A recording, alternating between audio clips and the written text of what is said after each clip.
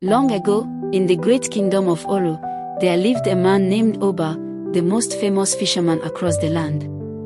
From the tiniest streams to the deepest parts of the ocean, no one could match his skill. People came from faraway villages just to watch him cast his net. Children sang songs about him, and the elders called him the river's son. People said he was blessed by the water spirits. Some said the river whispered to him. Others said he had magic in his net. Whatever it was, the other fishermen envied him deeply. They smiled at him in public, but behind his back, they grumbled. "He always comes back with the biggest catch," they would say. "Even when the river is empty for us, it's full for Oba." Still, Oba remained humble. He helped the poor, shared his extra fish with widows, and greeted everyone with a kind word. He had a beautiful wife named Kemi, a strong canoe, and hands that could catch even the cleverest fish. But one day, something strange happened. Oba woke before dawn, kissed Kemi goodbye, and paddled out into the early mist. He whistled his usual tune and dropped his net, but it came up empty. He rowed farther and farther, hours passed, and still, not a single fish. Confused and sweating under the hot sun, he found himself near a cave at the very edge of the sea, a place no fisherman dared enter. Old tales said the cave was cursed. Spirits lived there, they whispered. Many who entered never returned. But Oba was desperate. He'd never gone home empty-handed, not once. Being stubborn and curious, he rode in. Inside the cave, the light dimmed. His paddle echoed against the rocky walls. Suddenly, something glowed beneath his boat, something silver and gold, swimming slowly like a dream. He cast his net. It fought. It twisted. And finally, he pulled it in, a beautiful fish with glowing scales. Just as he smiled in relief, the fish opened its mouth and spoke. "Please don't kill me." Oba froze. His hands trembled. A talking fish. That wasn't normal. He stared at it. "Set me free," the fish pleaded, "and I will bless you beyond all men." But Oba was tired and confused. He said nothing. He just turned his canoe around, heading for shore. But then, the fish grew bigger and heavier, as though it was no longer just a fish. By the time he reached the shore, the fish had changed completely. Standing before him was a beautiful woman with eyes like the river's deepest part. "My name is Eneke, and I am the daughter of the River King. You spared my life," she said. "And now I will stay with you, if you can keep my secret." Oba, speechless, agreed. In time, he fell in love with her, and he married her secretly, though he already had a wife. She gave him 2 children, each born during the full moon, their hair shining like river pearls. But word began to spread in the village. Oba's acting strange. Where is he going at night?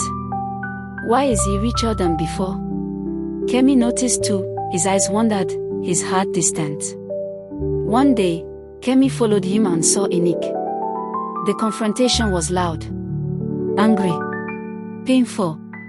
The villagers judged him. The elders called a council.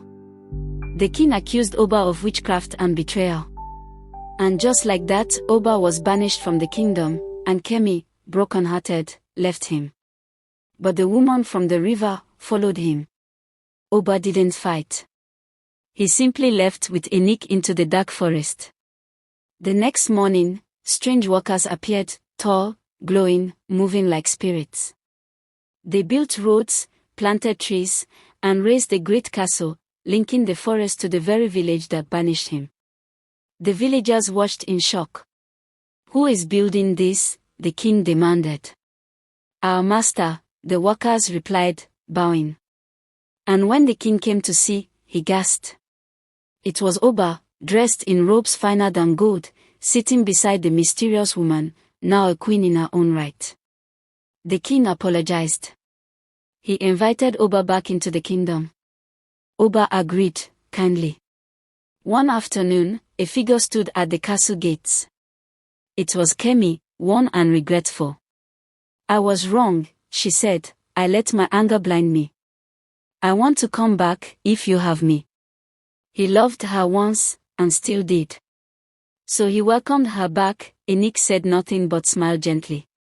Time passed, and Kemi noticed something strange. Eneke never aged. Her children danced through water and seemed to glow at night. "Who is this woman?" she asked. "Where did you meet her? Her beauty is not natural." Oba said quietly, "I married her just as I married you. But one night, he drank too much palm wine." And the first wife, watching carefully, asked again, "Tell me, who is she, really?" His lips loosened. His heart softened. And he whispered the truth. "She was a fish. I caught her from the cave. She asked me to keep her secret." The song of betrayal. The next morning, Kemi took a broom and began sweeping the palace, singing softly. Some people are fishes, pretending to be women.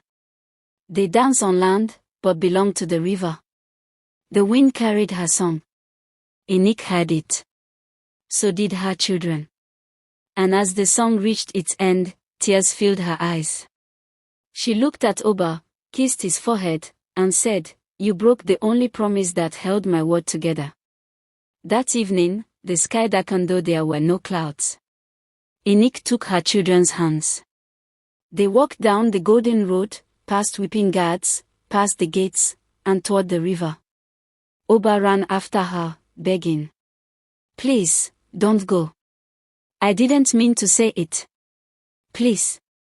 But she looked back with a soft smile, and said, "Love brought me here. But secrets are the price of magic."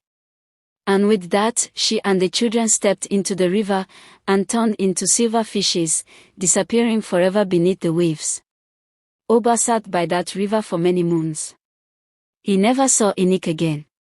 But from that day forward, no fisherman ever returned empty-handed in Oro. The rivers overflowed with life.